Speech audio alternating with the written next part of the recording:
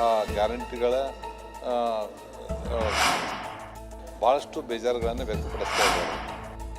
ಒಂದೊಂದು ಕಿಲೋಮೀಟರ್ ರಸ್ತೆ ಆಗಿಲ್ಲ, ಅಧಿಕಾರವನ್ನು ದುರುಪಯೋಗ ಮಾಡಿಕೊಂಡಿರುವಂಥದ್ದು ನೋಡಿದರೆ ರಾಜ್ಯದಲ್ಲಿ ಅನುದಾನ ವಿಚಾರ ಮತ್ತು ಅಭಿವೃದ್ಧಿ ವಿಚಾರವಾಗಿ ಸಾಕಷ್ಟು ಚರ್ಚೆ ಆಗ್ತಿದೆ. ಅದರಲ್ಲಿ ಆಡಳಿತ ಪಕ್ಷದವರು ಕೂಡ ಕಾಂಗ್ರೆಸ್ ವಿರುದ್ಧ ಆರೋಪಗಳನ್ನು ಮಾಡ್ತಾ ಇರೋಂಥದ್ದು. ಈ ಬಗ್ಗೆ ಮಾತನಾಡಲು ಮಾಜಿ ಸಚಿವರಾದಂತಹ ಮುರುಗೇಶ್ ನಿರಾಣಿ ಅವರು ನಮ್ಮ ಜೊತೆ ಇದ್ದಾರೆ. ಸರ್, ಅನುದಾನ ವಿಚಾರವಾಗಿ BJP ಅಲ್ಲ, ಕಾಂಗ್ರೆಸ್ ಅವರು ಕೂಡ CM ವಿರುದ್ಧ ಆಗಿರ್ಬೋದು ಮತ್ತು ಸರ್ಕಾರ ವಿರುದ್ಧ ಆರೋಪವನ್ನು ಮಾಡ್ತಿದ್ದಾರೆ. ಅಭಿವೃದ್ಧಿ ಆಗಿಲ್ಲ ಅಂತ ಅವರೇ ಎತ್ತಿ ತೋರಿಸ್ತಾ ಇರೋಂಥದ್ದು. ಸರ್, ಈ ಬಗ್ಗೆ ಏನು ಹೇಳ್ತೀರಾ? ನೋಡಿ, ಕರ್ನಾಟಕ ರಾಜ್ಯದಲ್ಲಿ ಕಾಂಗ್ರೆಸ್ಸಿನ ಸರ್ಕಾರ ಬಂದು 18 ತಿಂಗಳಿಗಿಂತಲೂ ಜಾಸ್ತಿ ಆಯಿತು. ಅದರಲ್ಲಿ 5 ಗ್ಯಾರಂಟಿಗಳನ್ನು ಅದರ ಸಲುವಾಗಿಯೇ ಜಾಸ್ತಿ ದುಡ್ಡು ಬೇಕು ಅನ್ನುವಂಥದ್ದನ್ನು ಮುಖ್ಯಮಂತ್ರಿಗಳು ಮತ್ತು ಉಪಮುಖ್ಯಮಂತ್ರಿಗಳು ಸದಾ ಹೋದಲೆಲ್ಲ ಹೇಳ್ತಾ ಇದ್ದಾರೆ. ಆ 5 ಯೋಜನೆಗಳು ಸಹಿತ ಯಶಸ್ವಿಯಾಗಿ ಜಾರಿಯಾಗಿಲ್ಲ. ಅದರಲ್ಲಿ ಸಾಕಷ್ಟು ಜನರಿಗೆ ಆ ಗ್ಯಾರಂಟಿಗಳ ಇದು ಸಿಕ್ಕೇ ಇಲ್ಲ. ಅದ್ರ ಜೊತೆಗೇ ಕಾಂಗ್ರೆಸ್ನಲ್ಲಿರುವಂಥ ಶಾಸಕರು ತಮ್ಮ ಕ್ಷೇತ್ರಗಳಿಗೆ ಯಾವುದೇ ರೀತಿಯಿಂದ ಅನುದಾನ ಸಿಗದೇ ಇರುವಂಥದ್ದನ್ನು ಭಾಳಷ್ಟು ಬೇಜಾರುಗಳನ್ನು ವ್ಯಕ್ತಪಡಿಸ್ತಾ ಇದ್ದಾರೆ. ಇವತ್ತು ಕೇವಲ ಒಂದೊಂದು ಕ್ಷೇತ್ರದಲ್ಲಿ 1.5 ವರ್ಷದಲ್ಲಿ 1 ಕಿಲೋಮೀಟರ್ ರಸ್ತೆ ಆಗಿಲ್ಲ. ಇವತ್ತು ಏನಾದರೂ ರಸ್ತೆಗಳು ಅಲ್ಲೊಂದಿಲ್ಲೊಂದು ನಡೀತಾ ಇದೆ ಅಂದರೆ ಹಿಂದಿನ ಸರ್ಕಾರದಲ್ಲಿ ಟೆಂಡರ್ ಆಗಿರುವಂಥ ಮಂಜೂರಾಗಿರುವಂಥ ಕೆಲಸಗಳು ಮಾತ್ರ ಇಲ್ಲಿ ನಡೀತಾ ಇದೆ. ಅದರಲ್ಲಿ ಕಾಂಗ್ರೆಸ್ಸಿನ ಶಾಸಕರು ಸಹಿತ ಅಲ್ಲಿ ಅಭಿವೃದ್ಧಿ ಆಗದೇ ಇರೋದಕ್ಕೆ ಏನೋ ದೊಡ್ಡ ದೊಡ್ಡ ಕನಸುಗಳನ್ನು ಇಟ್ಕೊಂಡು ಇವತ್ತು MLA ಆಗಿ ನಾವೊಂದು ಮಾದರಿ ಕ್ಷೇತ್ರವನ್ನು ಮಾಡಬೇಕಂತ ಹೇಳಿ ಏನು ವಿಧಾನಸೌಧಕ್ಕೆ ಬಂದಿದ್ದರು. ಇವತ್ತು ಅದೆಲ್ಲ ನಿರಾಶೆ ಆಗಿದೆ ಮತ್ತು ಅದರಿಂದ ಭಾಳ ಪಶ್ಚಾತ್ತಾಪ ಪಡ್ತಾ ಇದ್ದಾರೆ. ಇದರಿಂದ ಈ ಕಾಂಗ್ರೆಸ್ ಸರ್ಕಾರ ಕರ್ನಾಟಕ ರಾಜ್ಯದಲ್ಲಿ ಅತ್ಯಂತ ಹಿಂದೆ ಆಗಿರುವಂಥ ಸರ್ಕಾರದಲ್ಲಿ ಕೆಟ್ಟ ಸರ್ಕಾರ ಅಂತ ಹೇಳಿದರೆ ತಪ್ಪಾಗಲಿಕ್ಕಿಲ್ಲ. ಸರ್, ಅವ್ರು ಹೇಳ್ತಿರೋಂಥ ನಮ್ಮ ಗ್ಯಾರಂಟಿ ಯಶಸ್ವಿ ಆಗಿದೆ ಮತ್ತು ಅದೇ ರೀತಿ ಅಭಿವೃದ್ಧಿ ಕೆಲಸಗಳಾಗಿರೋಂಥದ್ದಕ್ಕೆ ಬೈ ಎಲೆಕ್ಷನಲ್ಲಿ 3 ಕ್ಷೇತ್ರಗಳನ್ನು ಗೆದ್ದಿರೋದು ಅಂತ CM ಆದಿಯಾಗಿ ಎಲ್ಲ ಸಚಿವರು ಕೂಡ ಹೇಳ್ತಾ ಇರೋಂಥದ್ದು. ನೋಡಿ, ಈ 3 ಬೈ ಎಲೆಕ್ಷನ್ಗಳನ್ನು ಕಳೆದ ನಾವು ಸ್ವತಂತ್ರ ಸಿಕ್ಕಿ ಇವತ್ತಿನವರೆಗೆ ಹಿಂದಿನ ಇತಿಹಾಸಗಳನ್ನು ತೆಗೆದುಕೊಂಡು ಹೋದರೆ ಯಾವ್ಯಾವ ಸರ್ಕಾರಗಳ ರೂಲಿಂಗ್ದಲ್ಲಿರ್ತದೆ ಅದೇ ಸರ್ಕಾರದ ಬೈ ಎಲೆಕ್ಷನ್ನಲ್ಲಿ ಗೆದ್ದಿರುವಂಥ ಉದಾಹರಣೆಗಳಿದೆ. ಒಂದು. ಎರಡನೇದ್ದು, ಈ ವರ್ಷ ಈ 3 ಚುನಾವಣೆಗಳಲ್ಲಿ ಅವರು ಖರ್ಚು ಮಾಡಿರುವಂಥದ್ದು, ಅಧಿಕಾರವನ್ನು ದುರುಪಯೋಗ ಮಾಡಿಕೊಂಡಿರುವಂಥದ್ದು ನೋಡಿದರೆ ಎಂಥ ಸಾಮಾನ್ಯ ಕಾರ್ಯಕರ್ತ ರಾಜಕೀಯ ಗಂಧಗಾಳಿ ಇರದೇ ಇರುವಂಥವ್ರನ್ನ ಸಹಿತ ಅರ್ಥ ಆಗುತ್ತೆ. ಇವರು ಬೇರೆ ವಾಮ ಮಾರ್ಗದಿಂದ ಗೆದ್ದಿದ್ದಾರೆ ಅನ್ನುವಂಥದ್ದು ಸ್ಪಷ್ಟ ಆಗುತ್ತೆ. ಸರ್, ನೀವು ಕೂಡ ಶಿಗ್ಗಾಂವಲ್ಲಿ ಕ್ಯಾಂಪೇನ್ ಮಾಡಿದ್ರಿ. ಆ್ಯಕ್ಚುಲಿ BJP ಅವರು ಕೂಡ ಅಲ್ಲಿ ಗೆಲ್ತಾರೆ ಅಂತ ಭರವಸೆ ಕೂಡ ಇತ್ತು. ಆದರೆ ಏನಾಯಿತು ಸರ್ ಅಲ್ಲಿ? ಶಿಗ್ಗಾಂವದಲ್ಲಿ 100ಕ್ಕೆ 100 ನಾವು ಗೆಲ್ತೀವಿ ಅನ್ನೋಂಥ ವಿಶ್ವಾಸ ನಮ್ಮಲ್ಲಿತ್ತು.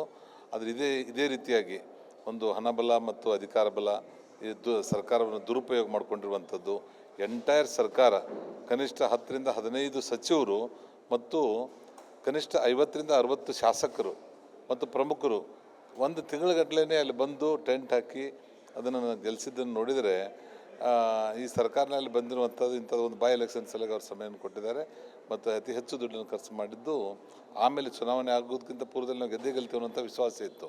ಆ ನಂತರದಲ್ಲಿ ಇವೆಲ್ಲ ಕಾರಣಗಳು ಬಂದಿದೆ.